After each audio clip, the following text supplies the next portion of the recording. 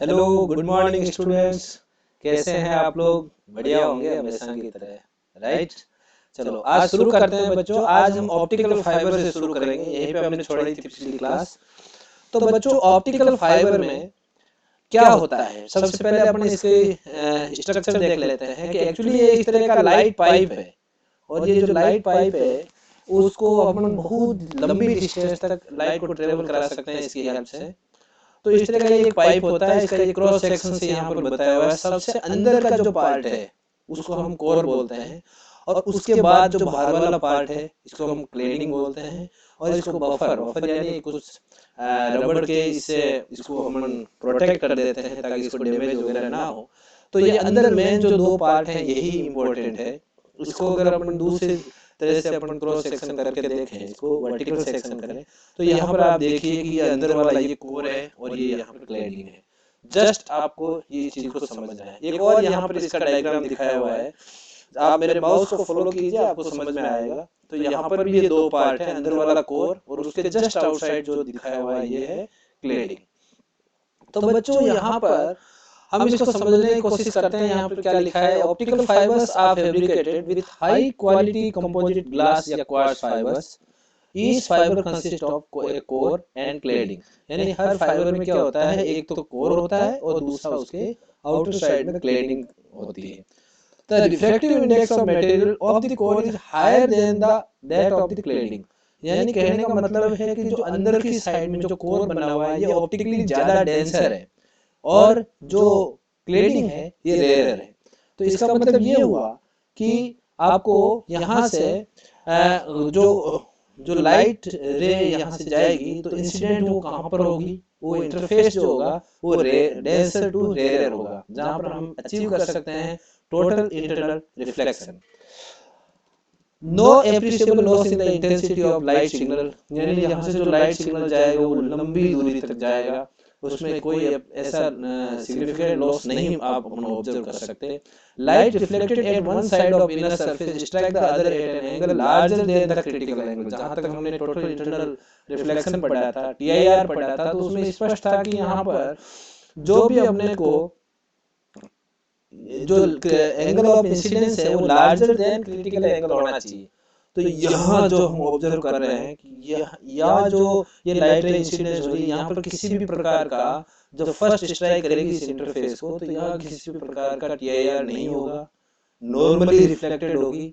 But जब ये दोबारा यहाँ पर स्ट्राइक करेगी तो यहाँ डेंसर से डेंसर टू रेयर मीडियम में जाएगी और टोटल इंटरनल रिफ्लेक्शन यहाँ पर हम ऑब्जर्व करेंगे, जो कि कंटिन्यूस चलता रहेगा और हम लाइट सिग्नल को बिना किसी सिग्निफिकेंट लॉस के बहुत लंबी डिस्टेंस तक ट्रेवल करा सकते हैं। क्या यूज है इसका?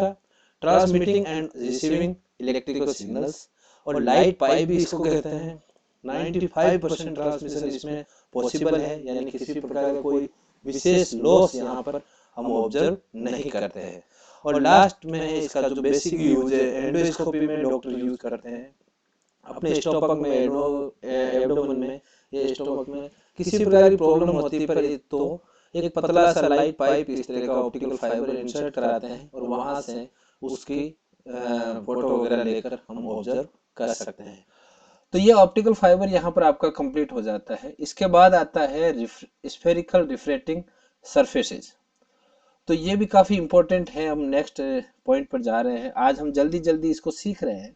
आपको किसी भी प्रकार की प्रॉब्लम हो तो आप कमेंट बॉक्स में डाल सकते हैं, और मैं चाहूँगा कि वहाँ पर आप कमेंट बॉक्स में अपनी प्रॉब्लम जरूर शेयर करें। स्फेरिकल रिफ्लेक्टिंग सरफेसेस ये किस तरह का होता है? ए spherical reflecting surface is a part of A sphere of reflecting material. यानी जिसका वो आपका जो सरफेस बना हुआ है ना, वो किसी न किसी स्फेयर का पार्ट होना चाहिए, तभी हम उसको स्फेरिकल रिफ्लेक्टिंग सरफेस बोलेंगे, है ना। A spherical surface which is convex towards the rare medium is called convex. कहने का मतलब है कि हमें रेयर और डेंसर दो तरह के मीडियम वहां पर इंटरफेस पे मिलेंगे। जिस साइड में रेयर मीडियम है उस साइड से हमें देखना है कि वहां पर किस तरह का सरफेस हमें दिखाई दे रहा है। अगर हम रेयर मीडियम में खड़े होकर ये देख रहे हैं कि कॉन्वेक्स है तो उसको हम कॉन्वेक्स रिफ्लेक्टिंग सरफेस कहेंगे, और अगर हम ये देखते हैं कि वहां पर कॉनकेव है तो हम उसको बोलेंगे कॉनकेव रिफ्रैक्टिंग सरफेस। आप बीच बीच में जैसे ही स्लाइड कंप्लीट होती है स्क्रीनशॉट लेते रहे, आपके लिए एक बहुत ही इंपॉर्टेंट नोट्स भी इससे तैयार हो सकते हैं, आपको बनाने हैं, है ना। अभी आप समझने की कोशिश करें, ज्यादा लिखने की कोशिश ना करें, और उसको बाद में आप स्क्रीनशॉट लेकर उसका एक अच्छा नोट्स अपनी कॉपी में तैयार करें। तो हम कहाँ खड़े होकर देखेंगे, रेयर मीडियम में। रेयर मीडियम से हम देखेंगे कि हमें किस तरह का यहाँ पर सरफेस मिल रहा है। अगर कॉनकेव है तो हम कहेंगे कि ये कॉनकेव रिफ्रैक्टिंग सरफेस है, और अगर वहां से हमें ये ऑब्जर्व होता है कि ये कॉन्वेक्स है तो हम कहेंगे कॉन्वेक्स रिफ्रैक्टिंग सरफेस। तो बहुत ही सिंपल हो गया, रेयर मीडियम से हमें ऑब्जर्व करना है। अच्छा, यहाँ ये देखिए आप, ये यहाँ पर रेयर मीडियम है और यहाँ पर डेंसर मीडियम है। तो जो रेयर मीडियम है वहां से हम देखेंगे कि ये किस तरह का सरफेस है। ये आपको कॉन्वेक्स यहाँ से अपियर हो रहा है, इसलिए इसे हम कहेंगे कॉन्वेक्स। और यहाँ पर ये कॉनकेव टाइप का है, जहाँ केव बनी हुई है दैट इज कॉनकेव। क्योंकि अगर हम डेंसर से देखेंगे तो अपने कॉन्वेक्स नजर आएगा, और रेयर से देखेंगे तो हमें ये कॉनकेव नजर आएगा। तो इसको हम कॉनकेव कहेंगे, इसको हम कॉन्वेक्स कहेंगे, क्योंकि हमें रेयर मीडियम से ऑब्जर्व करना है। तो बहुत सिंपल हो गया ये चीज।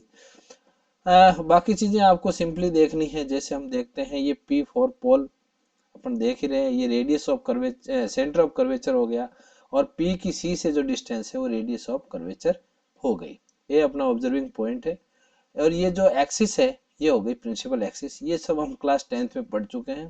दोनों तरह के सरफेस के लिए अपने को ये बेसिक जो चीजें हैं वो समझ में आई हुई है, लेकिन फिर भी अपन एक बार रिकॉल कर लेते हैं अपने 12th के लिए।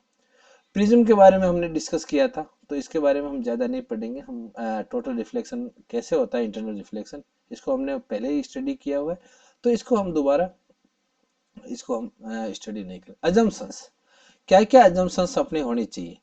देखो, सबसे पहले हमारी अजम्पशन ये होनी चाहिए, object is the point object lying on the principal axis. Object हमेशा प्रिंसिपल एक्सिस पे होना चाहिए, है ना। हम लेंस को उसी तरह सेट करेंगे, जो भी स्फेरिकल सरफेस है उसको इस तरह सेट करेंगे। सेकंड है कि इंसिडेंट और जो रिफ्लेक्टेड रेज है वो स्मॉल एंगल होनी चाहिए उसकी, किसके साथ, प्रिंसिपल एक्सिस के साथ, तभी हम उसको पैरेलैक्स बोलेंगे, है ना। वो पैरेलैक्स तभी कह पाएंगे जब वो स्मॉल एंगल बनाती है। अगर बहुत बड़ा लेंस लेकर अगर हम क्या करेंगे तो ये अपनी जितनी भी कैलकुलेशन और डेरिवेशंस आज हम करने वाले हैं वो उतनी कामयाब नहीं होगी, वो वहां पर अप्लाई नहीं होगी, फॉर्मूले वहां पर नहीं लगेंगे। तो अपने पहले अजम्पशन क्या है कि अपना ऑब्जेक्ट है वो प्रिंसिपल एक्सिस पर हो। सेकंड, इंसिडेंट और रिफ्रैक्टेड रेज जो है वो स्मॉल एंगल्स बनाए प्रिंसिपल एक्सिस के साथ। सेकंड, एपरेचर स्मॉल होना चाहिए। लेंस की साइज जो है, डायमीटर ऑफ कर्व्ड सरफेस है वो स्मॉल होना चाहिए। बहुत बड़ी चीज, जैसा कि मैं बात कर रहा था अभी, वो पैरेलैक्स अपने को लाइंस नहीं मिल पाएगी। Next one is new Cartesian sign conventions. Cartesian sign conventions के बारे में हम बात करते हैं कि साइन के बारे में क्या परंपरा है। जो मिरर के बारे में आपने पढ़ा है क्लास 10th में, लेंस के बारे में पढ़ा है, सेम वही यहाँ पर अप्लाई होगा। इंसिडेंट रे हमेशा लेफ्ट से राइट की तरफ आएगी, यानी अपना ऑब्जेक्ट जो है वो हमेशा जो भी सरफेस है वो उसके लेफ्ट में होना चाहिए, है ना। यानी यू हमेशा नेगेटिव होगी, जैसा कि हम पहले पढ़ चुके हैं। Next one is all the distances are measured from the pole of the reflecting surface। यानी हम वहां पर रिफ्लेक्टिंग सरफेस के पोल से हम सारी की सारी डिस्टेंस है वो मेजर करेंगे, है ना। अगर जहां रिफ्लेक्शन होगा तो हम यहाँ पर ये भी कह सकते हैं ऑप्टिकल सेंटर्स हैं। ऑप्टिकल सेंटर जो मिरर में पोल होता है उसी की जगह होता है, तो ऑप्टिकल सेंटर की से हम यहाँ सारी की सारी डिस्टेंसेस मेजर करने वाले हैं। और डिस्टेंस मेजर्ड होगी जो along the direction of the incident ray are taken positive and against the incident ray are taken negative. यानी जितनी भी डिस्टेंस हम अपन ऐसे समझे कि ऑप्टिकल सेंटर या पोल से लेफ्ट में जितनी भी डिस्टेंस होगी वो नेगेटिव होगी, राइट में जितनी भी होगी वो सारी की सारी पॉजिटिव होगी। यानी कार्टेशियन सिस्टम में जो है उसमें ओरिजिन को लाकर हम यहाँ पर रख देंगे पोल या ऑप्टिकल सेंटर पर।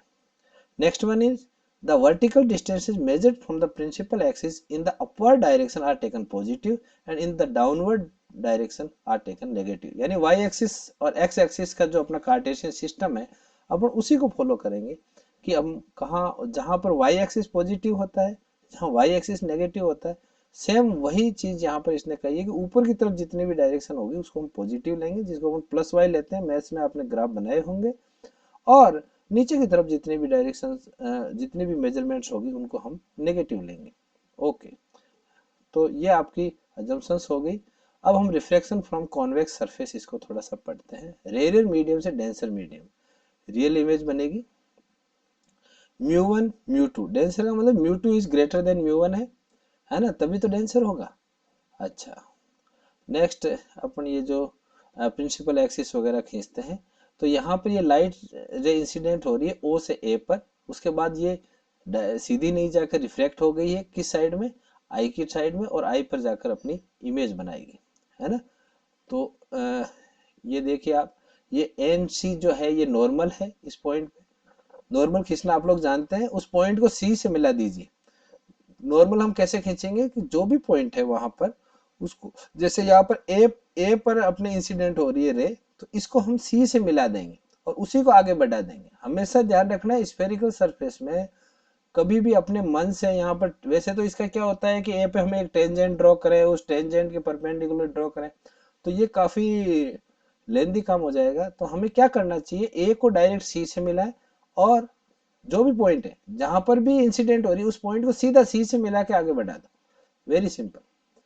तो ये डायरेक्ट जो अपने डायरेक्शन है उस पाथ को बदल लेगी और ये रिफ्लेक्ट होकर जाएगी आई तक, जैसे गई है तो आई पर ये अपनी इमेज बनाएगी। तो ऑब्जेक्ट ओ पर है और इमेज कहाँ बन रही है, आई पर।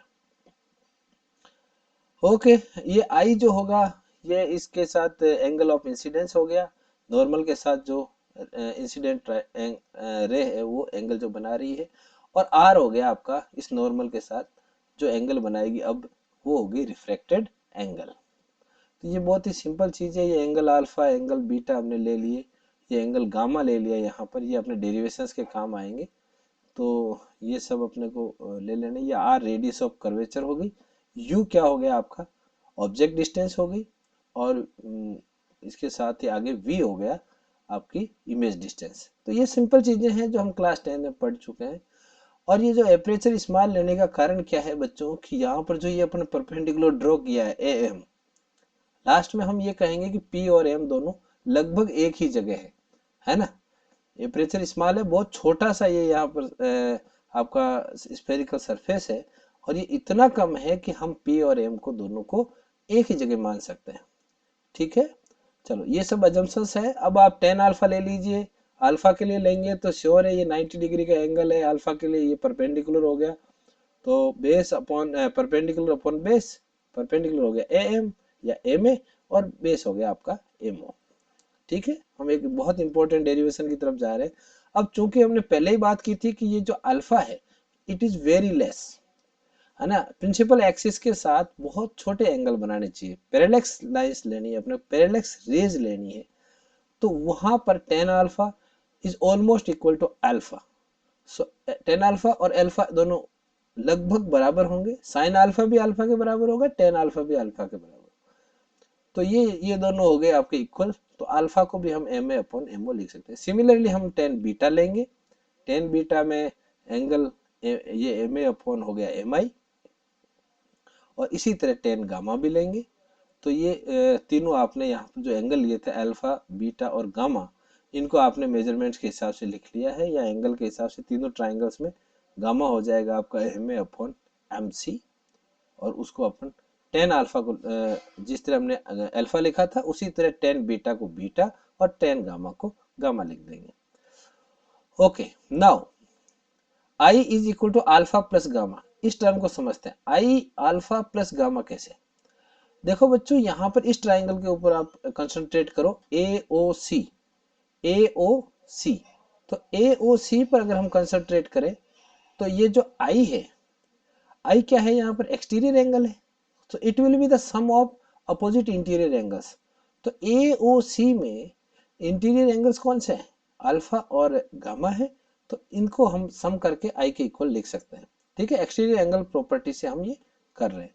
अच्छा, इसी तरह यहाँ पर ये अपन लिखेंगे gamma is equal to r plus beta, gamma is equal to r plus beta, ये अगेन एक्सटीरियर एंगल प्रॉपर्टी हो गई, आर प्लस बीटा का गामा हो गया, इसके इक्वल हो जाएगी। ठीक है, समझ में आ रहा है, क्लास 7th का है ये। तो r plus beta is equal to gamma. चलो इसी से अपन आर की वैल्यू निकाल लेंगे, गामा माइनस बीटा। ये r is equal to gamma minus beta. आप मेरे माउस पे कंसंट्रेट कीजिए, माउस जहां पर है, that will be better for understanding. Okay, according to the Snell law, Snell law क्या कहता है, sine I upon sine r is equal to mu two upon mu one, है ना। रिफ्रैक्टिव इंडेक्स के हिसाब से जब हमने रिफ्रैक्शन पढ़ना शुरू किया था तो स्नेल लॉ पढ़ा था।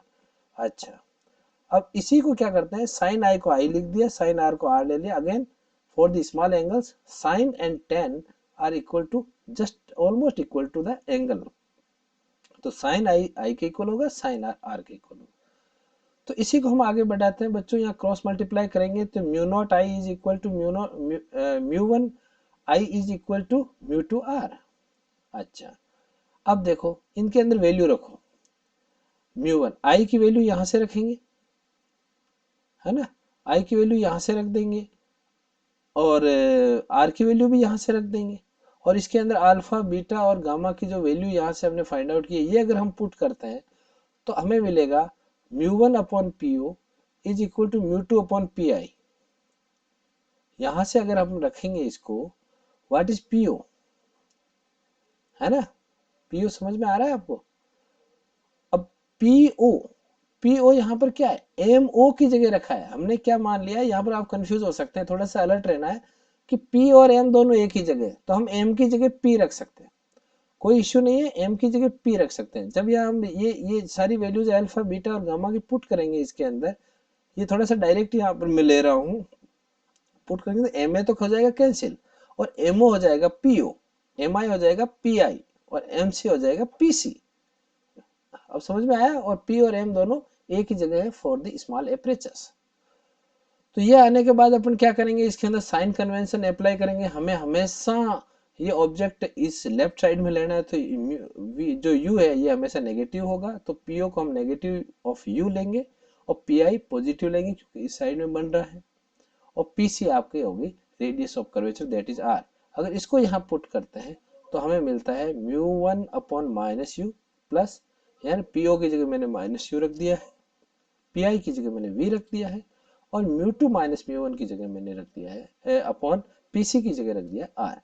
तो ये तीनों अगर वैल्यूज यहाँ पुट करते हैं हमें ये एक रिलेशन मिलता है, और ये रिलेशन बहुत इंपॉर्टेंट रिलेशन है, इसको हम फर्दर जितने भी डेरिवेशंस है उनमें भी यूज करेंगे। आई थिंक आपको क्लियर हो रहा है, समझ में आ रहा है। अपन इसी को आगे कर ले चलते हैं। अब नेक्स्ट अब अपन चलते हैं कॉन्वेक्स सरफेस की तरफ। अगेन अब की बार हम डेंसर मीडियम से रायरर मीडियम में, ये अपने वैसे सिलेबस में नहीं है तो अपन उसी को अज्यूम करते हुए अगर चलेंगे तो देखो बच्चों, अगर उल्टा चलेंगे तो इसमें आपको मोटा मोटा बता देता हूँ, ये इसके डेरिवेशन की आवश्यकता नहीं है, हालांकि मैंने करने की कोशिश की है। म्यू वन की जगह म्यू टू की जगह म्यू वन आ जाएगा, बाकी सेम रहेगा, ठीक है। तो इसके ऊपर अपन कंसंट्रेट नहीं करेंगे। रिफ्रैक्शन, अच्छा ये वापस इसी को ज्यादा अलग से एक्सप्लेन कर रहे हैं हम। इसके अंदर हमने जो डिराइव किया है that is our in our syllabus. Now note important notes हम पढ़ते हैं। Expression for object in rare medium is same for whether it is real और वर्चुअल इमेज, यानी इससे कोई फर्क नहीं पड़ता कि इमेज वर्चुअल बनती है या रियल बनती है, समझ में आया। यानी आप कॉन्वेक्स सरफेस से काम में ले रहे हैं चाहे कॉनकेव से ले रहे हैं, जो भी हमने एक्सप्रेशन पढ़ा है, जो भी हमने ऑब्जेक्ट इन रेयर मीडियम में लेकर अगर जो भी पढ़ा है वो सारा का सारा एप्लीकेबल होगा, जो भी अपना रिलेशन डिराइव किया था वो एप्लीकेबल होगा। अच्छा, अब object for in denser medium अगर है तो इसमें भी कोई फर्क नहीं पड़ेगा, केवल म्यू टू की जगह म्यू वन और म्यू वन की जगह म्यू टू हो जाएगा। ये देखिए आप ऑब्जर्व कीजिए इसको, यहाँ पर म्यू वन की जगह म्यू टू लिख देंगे और म्यू टू की जगह म्यू वन रख देंगे। Mu two minus mu one है, that will be equal to mu one minus mu two. तो डेंसर में अगर ऑब्जेक्ट चला जाता है, जैसा कि हमने कहा था कि रेयर में हम रखेंगे, यहाँ पर अगर डेंसर में रख देते हैं तो केवल आपको ये चेंज करना है, ऊपर म्यू टू की जगह म्यू वन और म्यू वन की जगह म्यू टू, बाकी सेम रहेगा। However, the values of u, v, r must be taken in proper sign convention while solving the numerical problems. जब भी हमें न्यूमेरिकल प्रॉब्लम सॉल्व करनी हो तो u, v और r, u तो देखो हमेशा नेगेटिव रहने वाला है, v और r ये अपने को अकॉर्डिंग टू दी सर्कमस्टांसेस लेनी है, कौन सा अपन सरफेस है और उसकी इमेज कहाँ बन रही है, और उसके हिसाब से उसका साइन कन्वेंशन का हमें विशेष ध्यान रखना है, तभी हम न्यूमेरिकल सॉल्व कर पाएंगे। और ये चीज हम ऑलरेडी डिस्कस कर चुके हैं कि μ1 और μ2 इंटरचेंज हो जाते हैं एक्सप्रेशन में। अब हम आते हैं बच्चों लेंस मेकर फॉर्मूला में। It is a very important. यहाँ मैंने यहाँ पर एक लेंस लिया जिसके अंदर दो कर्व सरफेस है। इस साइड में अपन रेयर मीडियम में अगर खड़े हैं तो हमें यहाँ पर ये कॉन्वेक्स नजर आ रहा है, तो इसका मतलब ये कॉन्वेक्स लेंस है, और इसका जो रिफ्रैक्टिव इंडेक्स है μ2 है, और जो रेयर मीडियम है उसका μ1 है, जो कि हम ऑब्वियसली एयर कह सकते हैं कि हमारे जो फर्स्ट मीडियम है वो एयर है। ओके बच्चों, तो ये यहाँ पर आ गया आपका P1 P2, आपका इसका जो पोल आ गया है ना, C यहाँ पर आ गया इसका जो यहाँ C लिखा हुआ है ये आ गया ऑप्टिकल सेंटर, है ना। अब देखिए ये इस तरह की, फर्स्ट हम क्या करेंगे, यहाँ से मान लीजिए O पर ऑब्जेक्ट है, तो इस ऑब्जेक्ट से जो इंसिडेंट रे है वो यहाँ पर फर्स्ट जो स्फेरिकल सरफेस है इससे क्या होगा, इसके अंदर रिफ्लेक्शन होगा, और रिफ्लेक्शन होकर ये इमेज बनाएगी I1 पे। I1 पे जाना चाहिए, ये डिफ्रेक्ट होने के बाद I1 पे जाना चाहिए। बट ये मैंने डैश डैश करके इसलिए बताया है क्योंकि एक्चुअल में I1 से जाती नहीं है, क्योंकि सेकंड सरफेस है ये अगेन इसको रिफ्लेक्ट कर देता है, दो बार रिफ्लेक्शन होगा दोनों सरफेस से। तो अभी हम केवल ये देखें कि केवल फर्स्ट जो आपका स्फेरिकल सरफेस है इससे यहाँ पर रिफ्लेक्शन हो रहा है, तो कहाँ इमेज बननी चाहिए, I1 पे। बट क्या ऐसा होता है, ऐसा नहीं होता। क्यों नहीं होता कि यहाँ पर हमने ये नॉर्मल ड्रॉ किया है, N1 A पे ड्रॉ किया, और सेकंड जो यहाँ पर स्फेरिकल सरफेस है जहाँ ये इंसिडेंट हो रही है वहां पर हमने N2 दोनों नॉर्मल ड्रॉ किए। नॉर्मल ड्रॉ करने का आपको तरीका मैं दोबारा बता देता हूँ कि इस पॉइंट को सीधा अपन किससे मिलाएंगे, उस सेंटर ऑफ कर्वेचर से मिलाएंगे, और फिर उसको एक्सटेंड कर देंगे। तो यहाँ पर दोनों तरफ जो सेंटर ऑफ C1 और C2 जो लिया हुआ है इसे मिलाया और इसको एक्सटेंड कर दिया। ठीक है, एग्जाम में ध्यान रखना, ये एंगल ऑफ इंसिडेंस हो गया, कोई इश्यू नहीं है यहाँ पर। नाउ अब फर्स्ट के लिए वही फॉर्मूला अपन लगाएंगे, μ1 अपॉन जो minus u plus μ2 upon v, जो भी अपना फॉर्मूला था। तो अब देखिए हमें यहाँ पर इसके लिए इमेज कहाँ बन रही है, डेंसर मीडियम। समझ में आ रहा है, यहाँ इमेज कहाँ बन रही है, इस सरफेस के लिए जब भी हम बनाएंगे हमें क्या पता है इस साइड में आगे आकर क्या है, जैसा रिफ्लेक्शन हुआ है उस हिसाब से डेंसर मीडियम यहाँ से शुरू हो जाता है, तो डेंसर मीडियम में ये इमेज बननी चाहिए। सो I1 must be in the denser medium. तो बच्चों यहाँ पर इस I1 को हम डेंसर मीडियम में मानते हुए इस इक्वेशन को लिखेंगे, तो वही μ1 अपॉन CO। CO क्या है, CO जो U है आपका वो है, और μ2 अपॉन CI1 क्या है, V है, और μ2 माइनस μ1 अपॉन C C1 क्या है, R है ना। तो जो हमने पिछले जो स्लाइड में देखा था, तो उसी को फॉलो करते हुए हम इसके अंदर इसके लिए रिलेशनशिप लिखेंगे।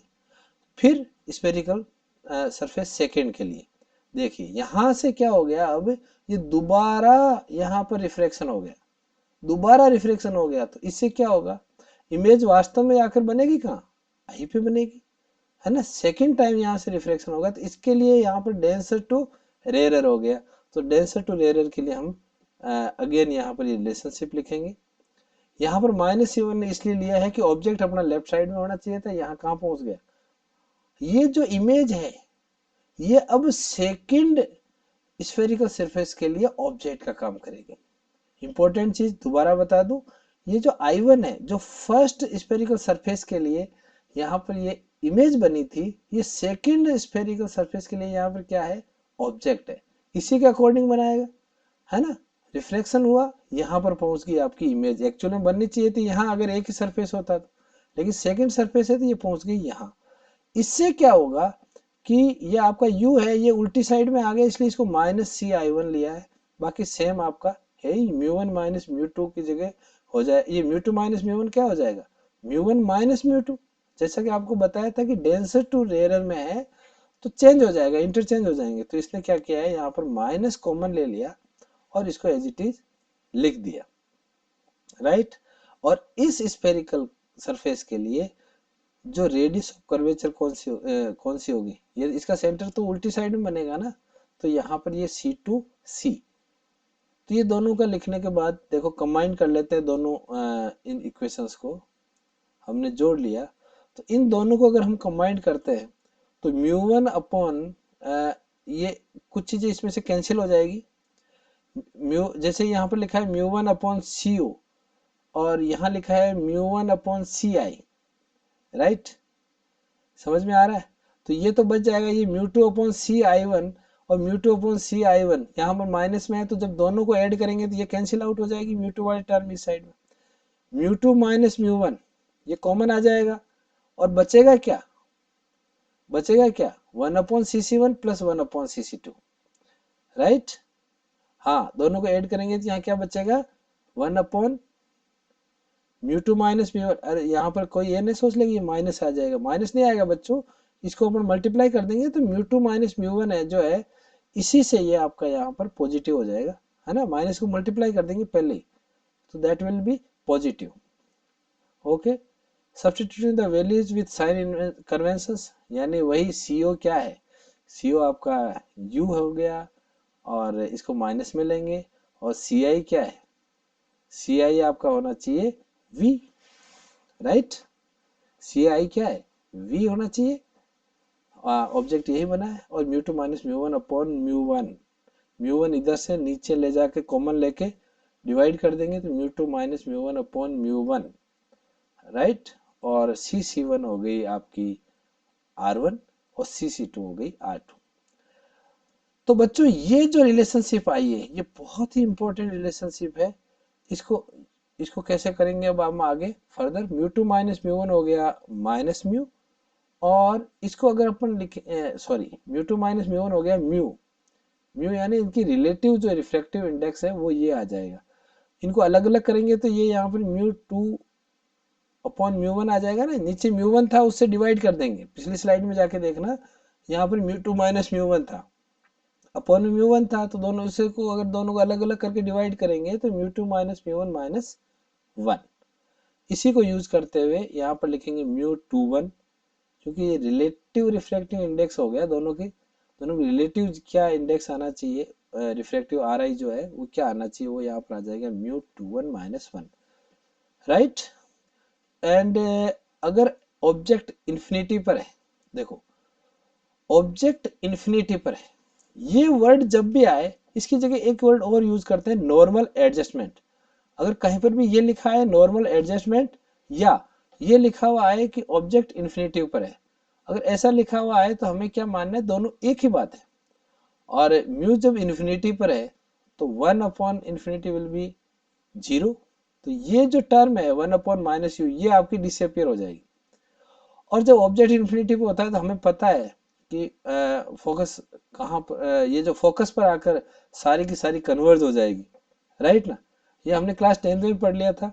क्योंकि फोकस की डेफिनेशन ही यही है कि जो इन्फिनिटी से आने वाली रे आकर कहाँ पर मीट करती है एक दूसरे को, कहाँ पर इंटरसेक्ट करती है, तो ये बहुत ही सिंपल कंसेप्ट है। तो v is equal two plus F, तो v की जगह मैं प्लस एफ रख दूंगा, है ना, ये टर्म तो डिसअपियर हो गई क्योंकि one upon zero is one upon infinity is equal to zero. Now mu two one minus one and one upon R1 minus one upon R2, this is a very important relationship, it is used to make the lenses for your eyes or any other things।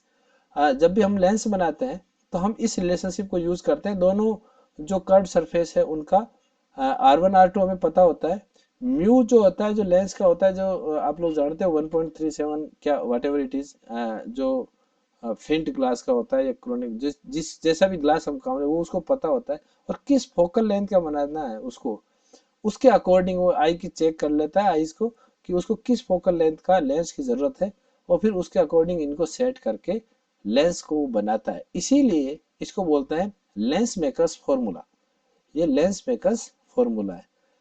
अच्छा, इससे एक और important relationship आ गई, क्या देखिए, one upon minus U plus one upon V is equal to one upon F, right, ये आ गई ना, वन अपॉन एफ अगर ये है तो मैं इसको उठा के यहाँ रख सकता हूँ, राइट।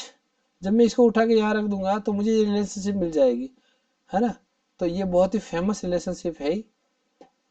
अच्छा, नाउ ये डेफिनेशंस है। First principle focus, first principle focus जो लेफ्ट साइड में होता है, सेकंड जो राइट साइड में होता है, दोनों तरफ फोकस होता है ना। जिधर ऑब्जेक्ट है उस साइड में वो फर्स्ट है।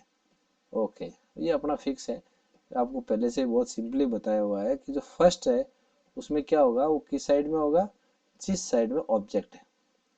देखो ये किसके लिए है, ये कॉन्वेक्स लेंस के लिए है। तो इसमें आपका ऑब्जेक्ट इस साइड में है, तो जिस साइड से इंसिडेंट हो रही है वहीं को हम मान के चलेंगे कि यहाँ पर ये फोकस है, उसको हम बोलेंगे फर्स्ट प्रिंसिपल फोकस। और जो सेकंड साइड में होगा उसको बोलेंगे हम second principal focus. Again we can see here, है ना, जहां पर ये कन्वर्ज हो रही है। अगर क्रॉस करने के बाद कन्वर्ज जहां हो रही है, इसका उल्टा आपके कॉनकेव लेंस में हो जाएगा। कैसे कि यहाँ पर जहां एपियर होती है मिलती हुई, जहां एपियर होती है कन्वर्ज होती हुई, वहां से उसको अपन मानेंगे कि ये यहाँ पर फर्स्ट है। और सेकंड में जहां एपियर होती है कि यहां से आ रही है, ठीक है, आफ्टर आफ्टर रिफ्रैक्शन जहां पर मिलती है, ये आफ्टर रिफ्रैक्शन जहां पर मिलती हुई नजर आती है, जहां पर उसको अपने एपियर होती है इंटरसेक्ट करती हुई, उसको बोलेंगे second. That will be just opposite to the convex lens, right. Okay, now thin lens formula. I think आप लोग इस चीज को थोड़ा हम जल्दी जल्दी समझ रहे हैं। हमें काफी कुछ सिलेबस अभी कवर करना है। बट अगर आपको किसी भी जगह पे ऐसा लगता है कि यहाँ पर थोड़ी सी प्रॉब्लम है, तो आप कमेंट बॉक्स में लिख सकते हैं। We are always ready to solve your problems, है ना, we are for you only. Okay okay, thin lens formula. तो बच्चों यहाँ पर जो थिन लेंस फॉर्मूले की हम बात कर रहे हैं, देखिए, तो हम कॉन्वेक्स लेंस के लिए इसको पुट किया, ये हम क्लास 10th में पढ़ चुके हैं, कोई ज़्यादा बड़ा इशू नहीं है। ये पैरेलल आएगी, वो कहाँ से फोकस के थ्रू जाएगी आपको पता है। और जो ऑप्टिकल सेंटर से होकर आएगी, जो रे हमें कोई भी दो रे लेनी होती है, जो ऑप्टिकल सेंटर से होकर निकलेगी वो कहाँ पर मीट करेगी, यहाँ पर beyond the C. C means 2f। So beyond the C यहाँ पर ये यहाँ पर मिलेगी और यहाँ पर इमेज बनाएगी। तो यू और वी आपको पता है क्या हो गया, फोकस एफ यहाँ पर हो गई। अच्छा, एक चीज और क्लियर कर दूं यहाँ पर लगे हाथ, कि जितने भी लेंसेज होते हैं इनकी आर जो है, R1 और R2 को कोशिश करते हैं कि एक जैसा रखा जाए, है ना। R1 R2 एक जैसी होगी तो F1 F2 भी सेम होंगे, है ना। और हम मान के चल रहे हैं यहाँ पे, ये अजम्पशन है कि अपन F1 F2 दोनों एक ही जगह। चलो, तो ये जो डेरिवेशंस है इनके ऊपर आप कंसंट्रेट कीजिए दोबारा। Triangle ABC and A dash B dash C are similar. ABC, ये एबीसी में एक एंगल यहाँ पर ये 90 डिग्री का है बी पर, और जो ए डैश बी डैश सी है इसका बी डैश पर 90 डिग्री है। और सी पर जो दोनों एंगल है, दोनों ट्राइंगल के वो इक्वल होंगे due to vertically opposite angle. So by a similarity I can say that ABC and A dash B dash C are similar, right. जब सिमिलर होंगे तो क्या होगा, सिमिलर होंगे तो हम कहेंगे कि दोनों की साइड्स प्रोपोर्शनल होगी। तो इसकी साइड कौन सी ली है इसने, A dash B dash upon A B, यानी ये दोनों जो इमेज की हाइट और अगर हम ऑब्जेक्ट की हाइट का रेशियो ले, that will be equal to C B dash upon C B by the rules of similarity, SSS rules, है ना। आप लोगों को पढ़ा हुआ है बहुत बढ़िया से। Now now we come to other triangles, that is MCF2। MCF2 कहाँ है, ये रहा MCF2 and A dash B dash, A dash B dash F2। यानी हमें एक बार C को लेकर दोनों ट्राइंगल को डिस्कस करना है, एक बार F2 को लेकर दोनों ट्राइंगल को डिस्कस करना है। ये याद रखें ताकि अपने को प्रॉब्लम ना हो। Again by the same rules both triangles are similar, and I can say that a dash b dash upon MC, a dash b dash upon MC is equal to b dash F2 upon C F2, right। C C F2, ठीक है, इन दोनों का ratio equal होगा। इसी से अपन further discussion करते हैं। यहाँ क्या किया, a dash b dash upon AB is equal to b dash F2 upon C F2। ये कैसे आया? इसने क्या किया है, MC और AB ये दोनों डिस्टेंस MC और AB दोनों को इक्वल है, इसलिए MC की जगह क्या रख दिया, AB। ठीक है, ये इसमें कन्वर्ट हो गया, तो यहाँ पर भी A dash B dash upon AB इसके इक्वल है, और ये दोनों इक्वेशन हैं, हम ये कह सकते हैं कि CB dash upon CB is equal to B dash F2 upon CF2। Correct है ना, दोनों सेम चीज के इक्वल है इसलिए। Okay, now what is the value of B dash F2? तो B डैश बच्चों ये रहा, F2 ये रहा, तो B dash F2 will be equal to B dash C या CB डैश माइनस CF2। ये हम ऐसा इसलिए कर रहे हैं कि हमारे पास इसकी वैल्यू है that is equal to V, और ये क्या है F, तो हम लिख सके इसमें direct. Okay, according to the Cartesian sign system conventions हम इनको लिखेंगे, तो U माइनस में होगा, CB की जगह माइनस U, CB डैश की जगह प्लस U प्लस V, और CF2 is equal two plus F। तो इनको लिख दीजिए यहाँ पर, यहाँ CB डैश की जगह V, इसकी जगह minus U is equal to V minus F upon F, और यहाँ पर क्या आ जाएगा, इसको अलग अलग करेंगे है ना, इसको यहाँ पर छोड़ दीजिए, V को इधर ले जाकर इसने मल्टीप्लाई किया, डिवाइड किया, तो V से V कैंसिल आउट हो जाएगा, 1 upon F minus 1 upon V, right. यानी V आपका यहाँ दोनों तरफ से V से डिवाइड करना है, आप ऐसे समझिए कि दोनों साइड में V से हमें डिवाइड करना है। ठीक है, यहाँ से तो ये आ जाएगा ना इजीली, V यहाँ कैंसिल हो गया, माइनस 1 अपॉन U, और यहाँ पर V से कैंसिल हो गया ये V, और यहाँ पर F से F कैंसिल हो गया, V बच गया नीचे, राइट। अच्छा, तो इसी को अगर अपन ट्रांसपोज करते हैं तो हमें मिलता है 1 upon V minus 1 upon U is equal to 1 upon F। So this is the lens equation we have already studied, but ये कैसे आई कॉन्वेक्स लेंस के लिए, ये हम इसको पढ़ सकते हैं इजीली। सेम हम कॉनकेव लेंस के लिए भी कर सकते हैं, सेम इसी तरह का होगा है ना, लेकिन उसके ऊपर हम ज्यादा कंसंट्रेट नहीं करेंगे। कॉन्वेक्स एक लेंस के लिए आप तैयार कर लीजिए, that is enough. Linear magnification, बहुत अच्छी अच्छी टर्म्स आ रही है। लीनियर मैग्निफिकेशन क्या होता है? It is produced by a lens, is defined as the ratio of size of the image to the size of the object. यानी इमेज की size h dash upon size of the object that is h, इन दोनों का ratio को हम linear magnification कहेंगे। Class 10th में हमने ये चीज पढ़ी थी, तो हमने किसको केवल मैग्निफिकेशन कहा था, लेकिन चूंकि हम क्लास 12th में हैं तो थोड़ा तो अपग्रेड होंगे ही, तो यहाँ हम लीनियर मैग्निफिकेशन कहेंगे, इसके बाद एंगुलर मैग्निफिकेशन भी पढ़ेंगे। सो इसको हम दो पार्ट में अलग अलग पढ़ेंगे। अभी हम पढ़ रहे हैं linear magnification that is equal to H dash upon H, यानी यहाँ इसको दिया है H I upon H naught. ठीक है, एच ओ का मतलब ऑब्जेक्ट, ऑब्जेक्ट की हाइट, और एच आई का मतलब इमेज की हाइट। ओके, तो इसको हम ऐसे भी लिख सकते हैं, A dash B dash upon A B, इसके हिसाब से अगर हम सेट करें तो ये इसके इक्वल होगा, हमें पता है ऑलरेडी सी बी डैश और सी बी। तो कार्टेशियन सिस्टम में अगर इसको डाल के लिखें तो ये आपका जो आई अपॉन ओ है, आई किसको लिख रहे हैं हम, आई इस ए डैश बी डैश को, एच आई को, और ओ किसको लिख रहे हैं, ऑब्जेक्ट हाइट को। तो ये अगर ऊपर वाली हाइट को अगर हम पॉजिटिव लें, इसको नेगेटिव लें, है ना, तो यहाँ पर plus V upon minus U आएगा। ठीक है, साइन कन्वेंशन के हिसाब से लिखे तो समझ रहे हैं ना आप मेरी बात को। हाँ, तो यहाँ पर ये जो सिमिलरिटी वाला क्राइटेरिया हमने पिछली स्लाइड में पढ़ा था, उसी को यूज करके लिखा हुआ है, अलग से कुछ भी नहीं है। तो ये अपने पास फाइनल फॉर्मूला आ गया, m is equal to I upon O, या मैं लिख सकता हूँ H I upon H O is equal to V upon U.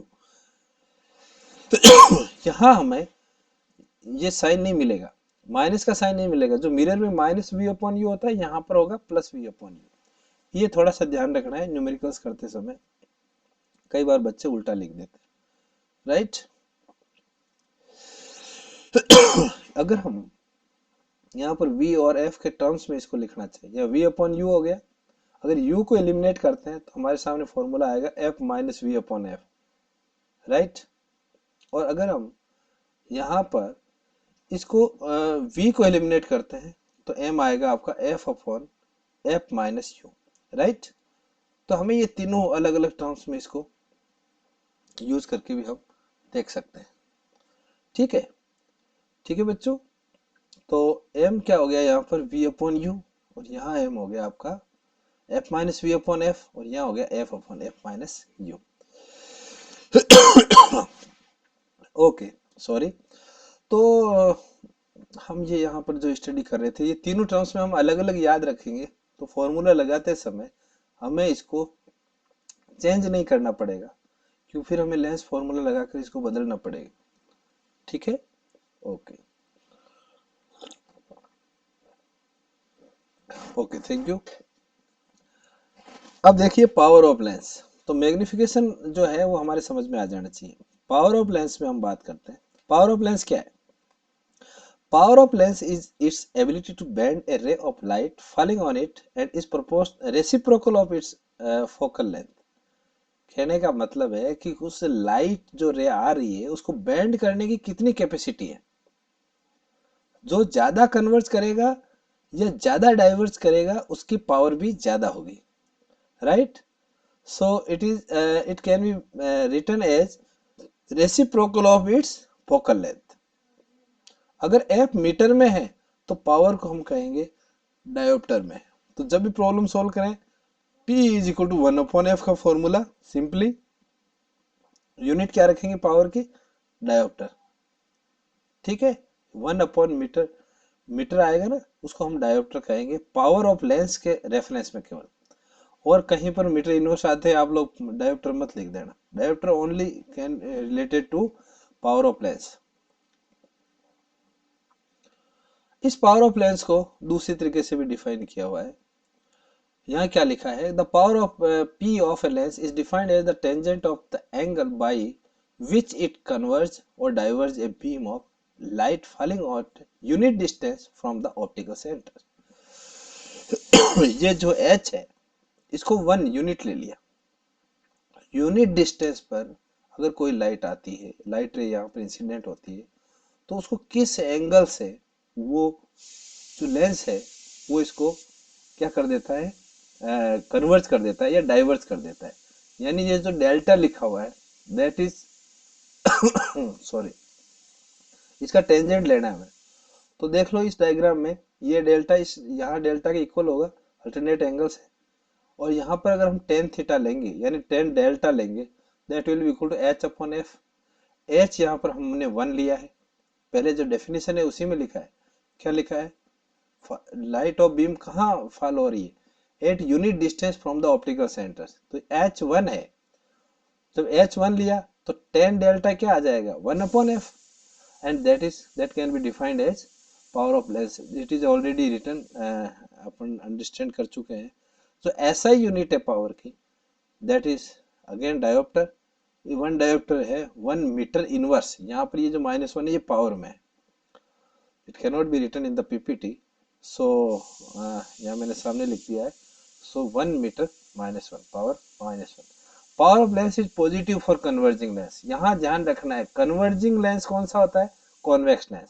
तो कॉन्वेक्स लेंस के लिए पावर ऑफ लेंस पॉजिटिव होगी और नेगेटिव होगी डाइवर्जिंग लेंस के लिए। यहाँ से हम एक कंसेप्ट और ले सकते हैं फोकल लेंथ के बारे में। फोकल लेंथ अगर पॉजिटिव है तो पावर भी पॉजिटिव आएगी, फोकल लेंथ अगर नेगेटिव है तो पावर भी नेगेटिव आएगी। तो श्योर है, हम जानते हैं ऑलरेडी कि कन्वर्जिंग लेंस के लिए फोकल लेंथ पॉजिटिव होती है और डाइवर्जिंग लेंस के लिए नेगेटिव होती है। तो इसी को हम कंसेप्ट को यूज कर सकते हैं, अलग से हमें याद रखने की आवश्यकता नहीं होगी। Now we come to combination of thin lenses, है ना। कुछ जल्दी जल्दी हो रहा है, बिल्कुल अच्छा है कि हम कम टाइम में बहुत अच्छे अच्छे कंसेप्ट पढ़ रहे हैं। आप लोग पूरा अटेंशन पे करके रखिए। आज का अपना ये है कि भाई हम ज़्यादातर जितने भी डेरिवेशंस हैं इनको एक साथ कर लें, तो ये ज़्यादा बेटर रहेगा आपके लिए। तो यहाँ पर मैंने क्या लिया है कि 2 लेंस लिए हैं। तो बच्चों जी जो 2 लेंस साथ में कॉम्बिनेशन जमाया है, इसमें क्या होगा कि पहले लेंस से भी आप लोग जानते हो 2 बार होता है और दूसरे लेंस से भी 2 बार होगा। तो यहाँ पर कुल मिलाकर 4 बार रिफ्लेक्शन होगा। ठीक है, अगर इसके लिए अपन पावर जहां तक हमने पढ़ी है, तो पावर को अगर यूज करते हैं, अगर अपन लिखते हैं तो इस पॉइंट को जैसे मैंने P ले लिया, P पॉइंट कौन सा लिया है? दोनों का ऑप्टिकल सेंटर। दोनों जहां पर मीट कर रहे हैं प्रिंसिपल एक्सिस पे, दोनों लेंस जहां मीट कर रहे हैं उसको पॉइंट P लिया है। सो PO इज U, PO को क्या लिया है U। थिन लेंसेज है, पतले पतले तो कोई फर्क नहीं पड़ता कि यहाँ से ले या यहाँ से ले। अच्छा PI को V लिया है, जो फाइनल आपकी इमेज है।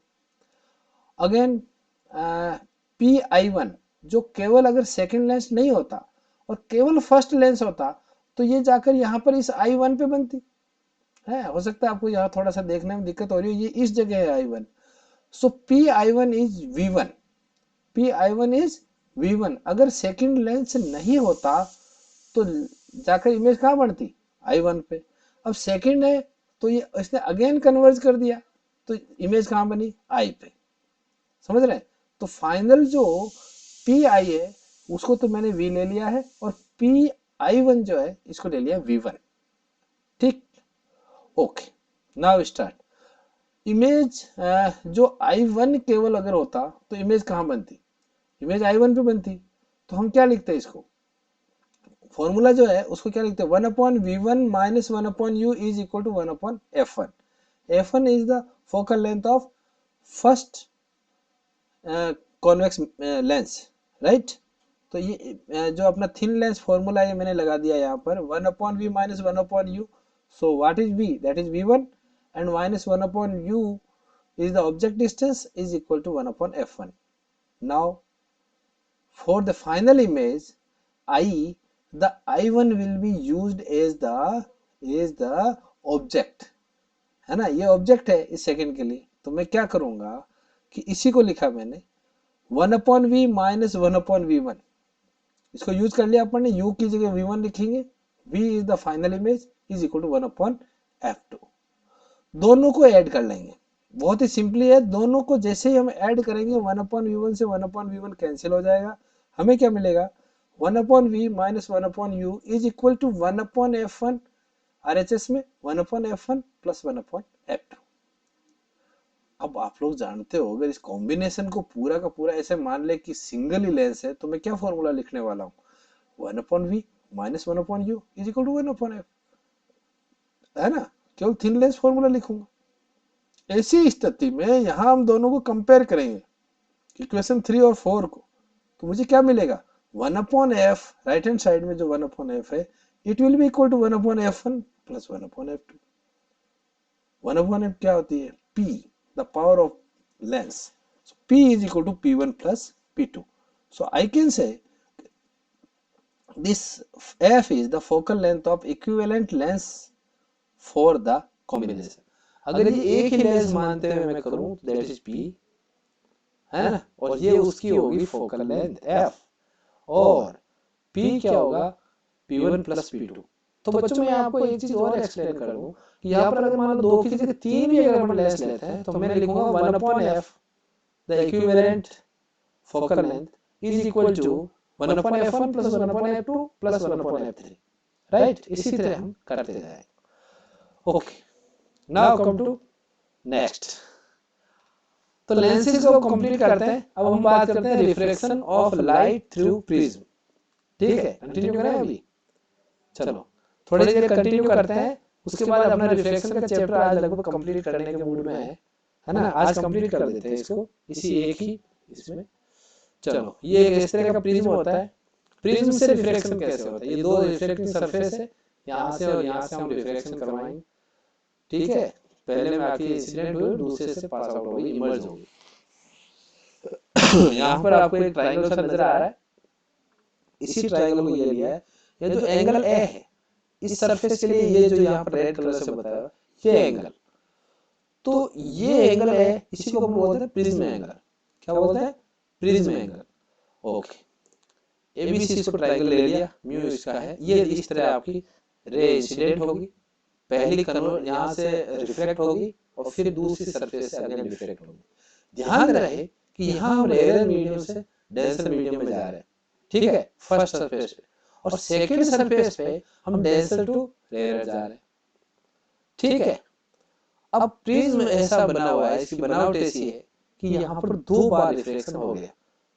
क्या देखो इसकी सिचुएशन क्या होगी, ये मैंने नॉर्मल ड्रॉ की n1 n2, यहाँ पर जो नॉर्मल आ रहा है इसकी तरफ बेंड होगा, डेंसर की तरफ, डेंसर में जा रहा है यहाँ अगर रेयर में जा रहा है तो अवे फ्रॉम दी नॉर्मल ये बेंड होगा, तो यहाँ पर जो लाइट रे बेंड हुई है वो अवे फ्रॉम दी नॉर्मल है।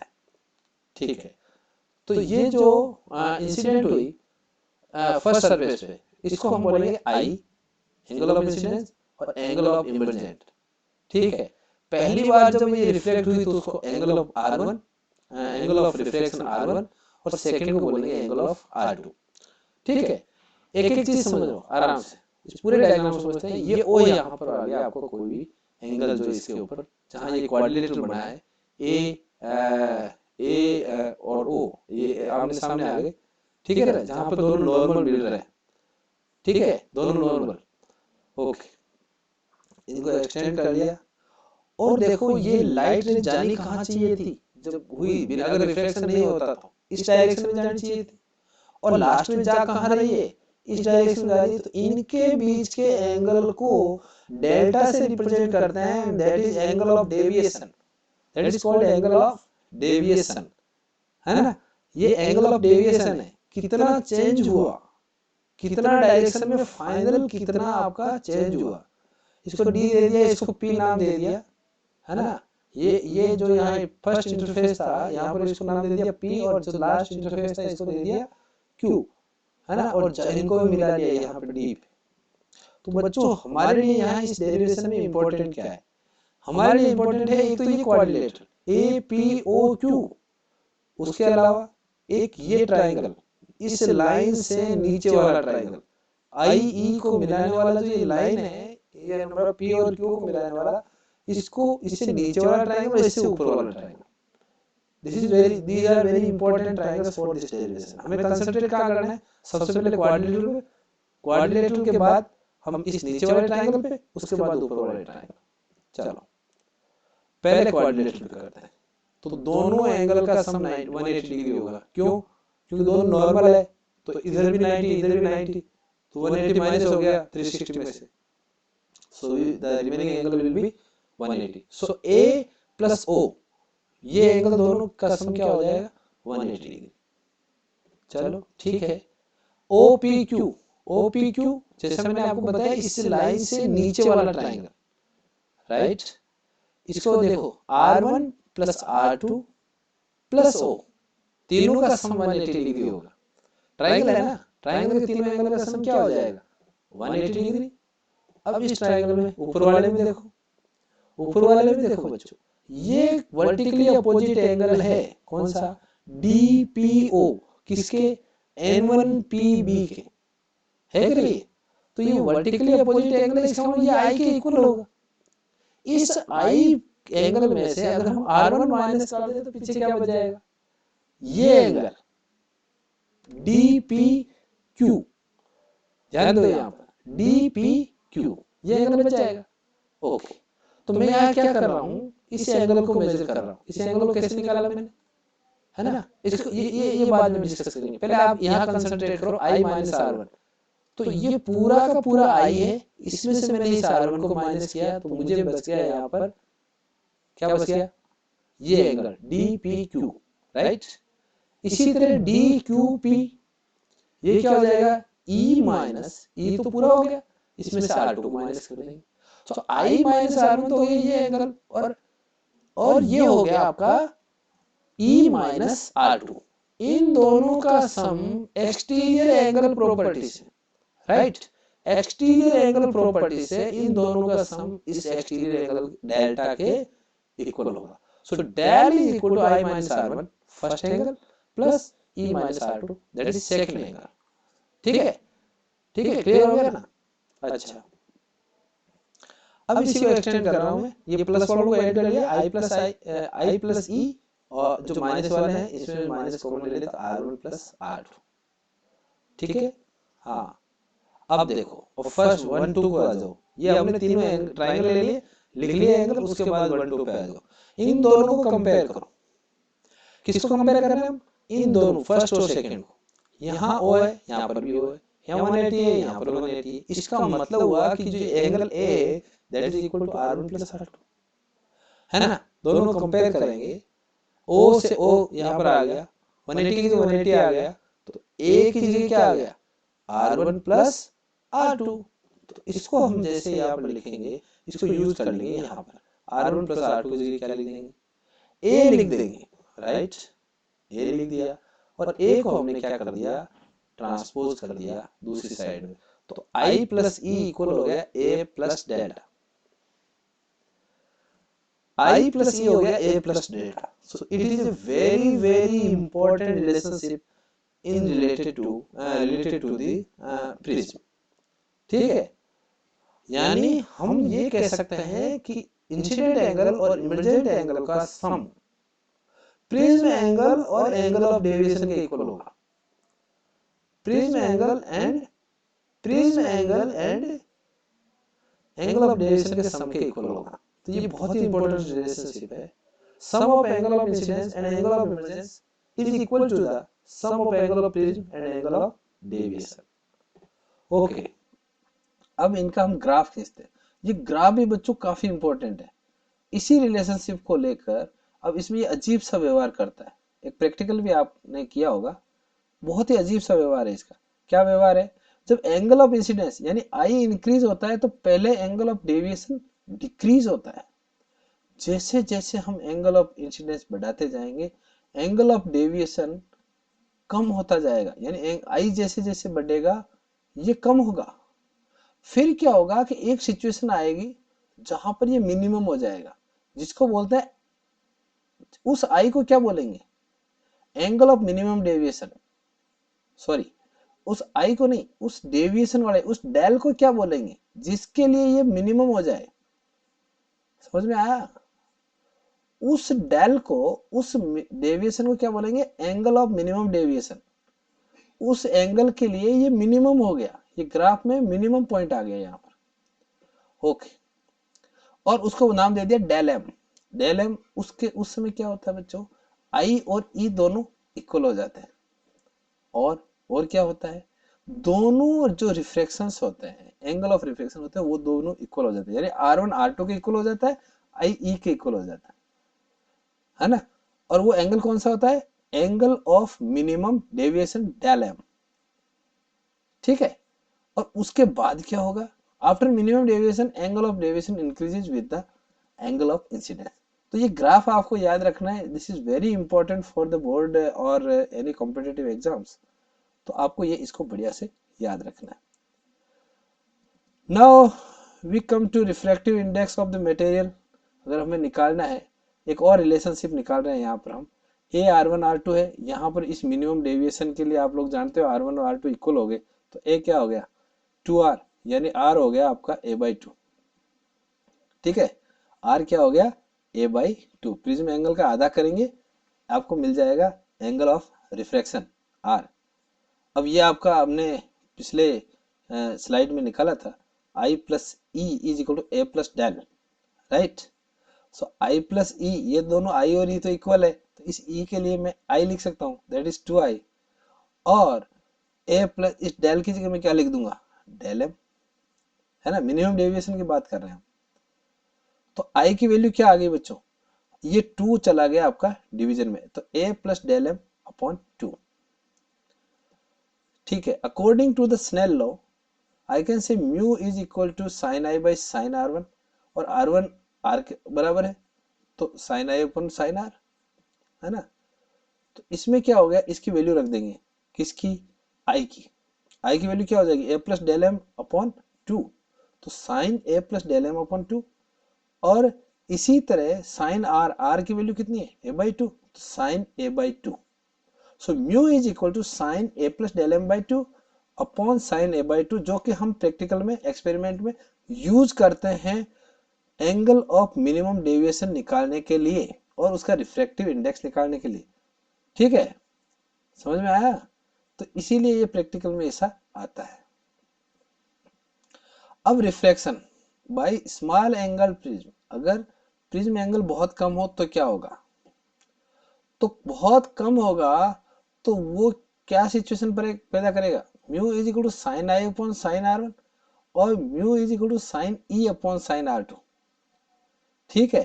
क्योंकि I बहुत कम हो गया तो R1 R2 और E भी तीनों भी बहुत कम हो जाएंगे, एंगल तीनों ही कम हो गए, चारों एंगल कम हो गए, है ना, एंगल ऑफ इंसिडेंस कम हो गया तो एंगल ऑफ इमरजेंस और रिफ्रैक्टेड एंगल्स भी कम हो गए।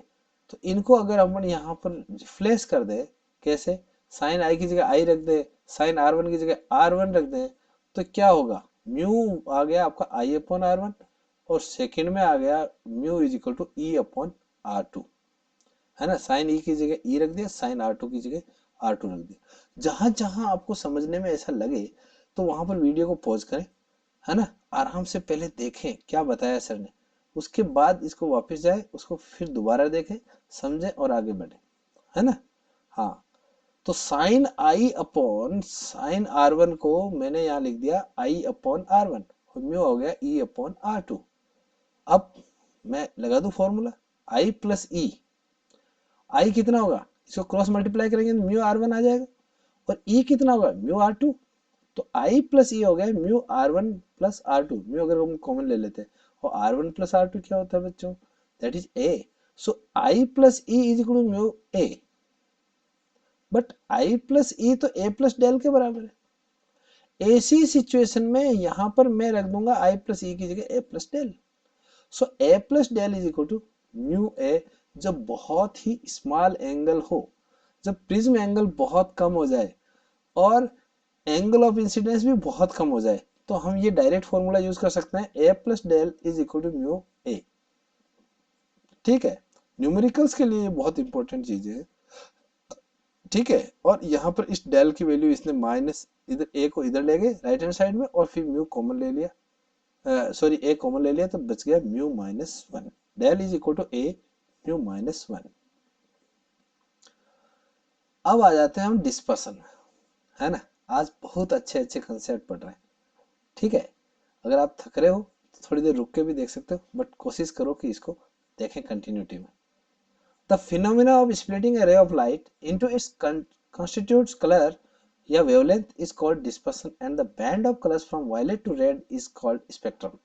विबग्योर आप लोग जानते हो, अरे भाई लाइट, व्हाइट लाइट का बिखर जाना, है ना, स्कैटर्ड हो जाना, उसको क्या बोलेंगे, dispersion of white light, right, VIBGYOR आप लोग जानते हो, है ना।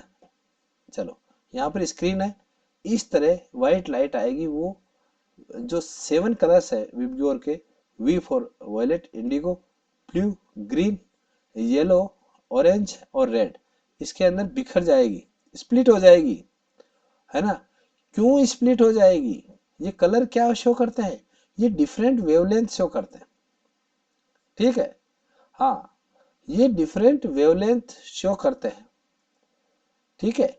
और ये विबग्योर आपको पैटर्न याद रहना चाहिए, वॉयलेट है वो सबसे ज्यादा बैंड होता है, सबसे ज्यादा बैंड क्यों होता है, क्योंकि इसके लिए इसका जो म्यू होगा वो बहुत ज्यादा होगा, ठीक है। इस प्रिज्म का म्यू इस वॉयलेट कलर के लिए ज्यादा होगा क्योंकि इसकी वेवलेंथ, है ना, वेवलेंथ बहुत कम है, ठीक है। अच्छा, ओके, ये आपका डेविएशन के यहाँ पर आ गया, पॉइंट डी ले लिया, deviation that is del R, है ना, टोटल रिफ्लेक्शन इस रेड कलर के लिए डेल आर कितना होगा। और अगर मैं बात करूं कि इस v के लिए तो ये डेल v इतना होगा, तो ये डेल v है इस डेल आर से कहीं ज्यादा बड़ा होगा, राइट। हाँ, क्योंकि ज्यादा बेंड हुआ है, ये मैंने नॉर्मल ड्रॉ कर लिया।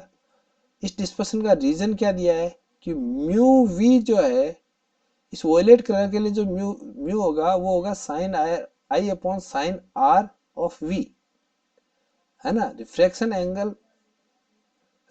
Angle of for v। और रेड कलर के लिए म्यू आर होगा sine I upon sine R for red colour, sine are R का मतलब sine R refraction angle for red colour, right. So mu V बहुत ज्यादा है म्यू आर के लिए, है ना। तो म्यू वी जब बड़ा है इस म्यू आर से, तो इसका मतलब आर वी छोटा हो गया आर आर से, राइट, है ना, रेसिप्रोकल में लिखा है, डिनोमिनेटर में लिखा है, तो ये छोटा हो गया, आई तो इक्वल हो गया ना दोनों के लिए। तो अगर म्यू वी बड़ा है म्यू आर से, तो मैं कह सकता हूं कि आर वी छोटा होगा आर आर से, ठीक है।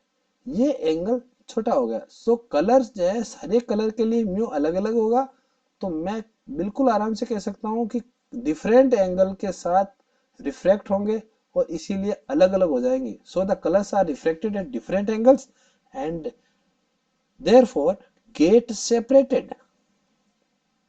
बहुत बढ़िया। अब देखो एक इंपॉर्टेंट चीज यहाँ बताई हुई है, रीलेग स्कैटरिंग, दो बार आ गया क्या, Rayleigh scattering is proportional to 1 upon lambda to power 4।